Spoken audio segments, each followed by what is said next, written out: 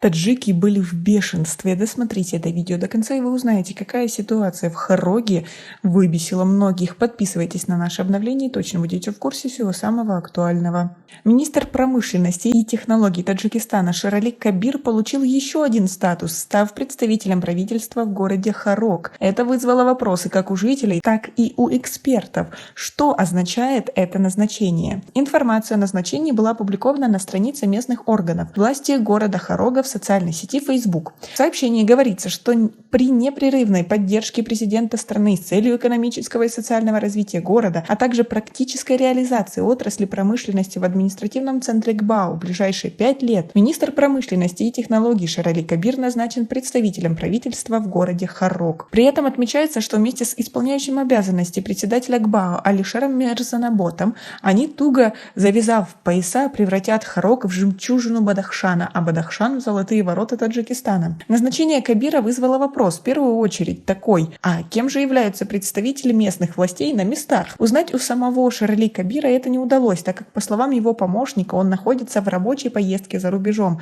Обещали после его возвращения предоставить всю нужную информацию. Глава пресс-службы президента Абдул-Фаттох Шарифзода сообщил, что Шерали Кабир стал куратором Хорога для подготовки к достойной встрече 35-летия независимости страны. Он будет контролировать и помогать в работе по благоустройству города, помогать советами, встречаться с населением, чтобы узнавать их проблемы, проводить работы по агитации, государственной политике и тому подобное. Такая практика уже была, когда готовились к 30-летию независимости. Тогда каждый член правительства контролировал отдельный город и район. Это имело хорошие результаты. Поэтому было принято решение продолжить эту практику, говорит Шарифзода. Эта новость вызвала реакцию среди жителей Хорога и выходцев Бадахшана, но реакция эта была неоднозначной. Кто-то отнесся к этому положительно, считая, что в Хороге наконец-то наступит процветание и спокойствие. Некоторые назвали это даже кризис-менеджером. Я очень обрадовалась, потому что мы видим, как красиво был перестроен Дарваз благодаря ему.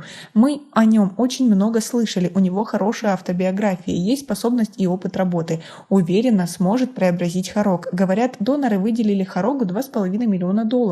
Хорошо, если их использование будет осуществляться под его контролем. Надеюсь, в его полномочия будут входить встречи с народом, говорит жительница Хорога Нигина. Если поддержит фонд Ага Хана по развитию бизнес-среду области, то можно вывести область как из политического, так и с экономического кризиса. В любом случае позитив, говорит другой житель Хорога Музафар Мубаракшоев. Кто-то считает, что Шерали Кабира вообще нужно было назначить председателем области. Однако немало тех, кто скептически отнесся к этому назначению, считая, что никаких изменений ни в социальной, ни в экономической жизни Хорога не произойдет. Йодгор Файзов тоже считался хорошим управленцем, и все также ждали преобразований при нем.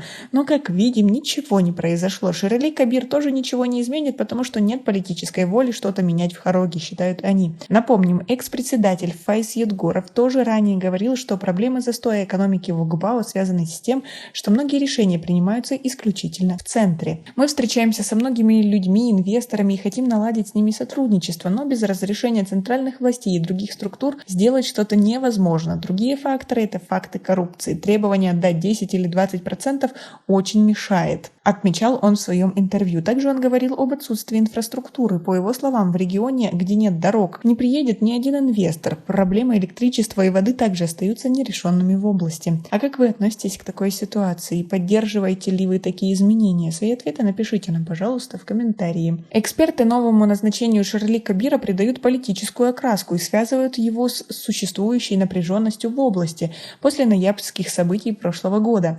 Хотя и их прогнозы тоже отличаются. По мнению политолога Амири Замона, на фоне существующей ситуации в ГБАО можно предположить, что Кабир будет обеспечивать центр альтернативной информации той, что дают силовики и председатель ГБАО, который, как известно, является генералом спецслужбы. Возможно также, что через него власти намерены реализовать в регионе какие-то инвестиционные проекты и изменить общую политику в регионе. Получится ли у них, тоже большой вопрос. Мы не можем назвать ни один успешно реализованный государственный проект в области.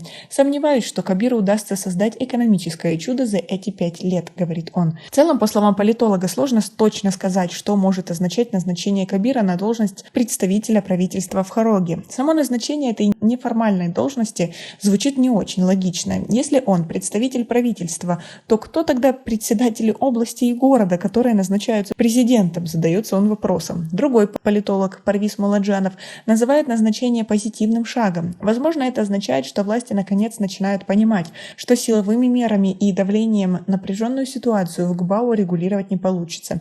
В регион надо вкладывать инвестиции и заниматься его экономическим развитием, создавать рабочие места и поднимать уровень жизни. Ширали Кабир считает опытным экономическим менеджером с возможностью выхода на верхний эшелон принятия решений. То есть многие решения и проекты, выгодные для ГБАУ, он может лоббировать напрямую на самом верху. Так что в целом я воспринимаю его назначение положительно. Хотя, конечно, многое будет зависеть от того, какими полномочиями на месте он будет обладать, какие именно задачи перед ним поставлены и насколько он может наладить диалог с местным обществом.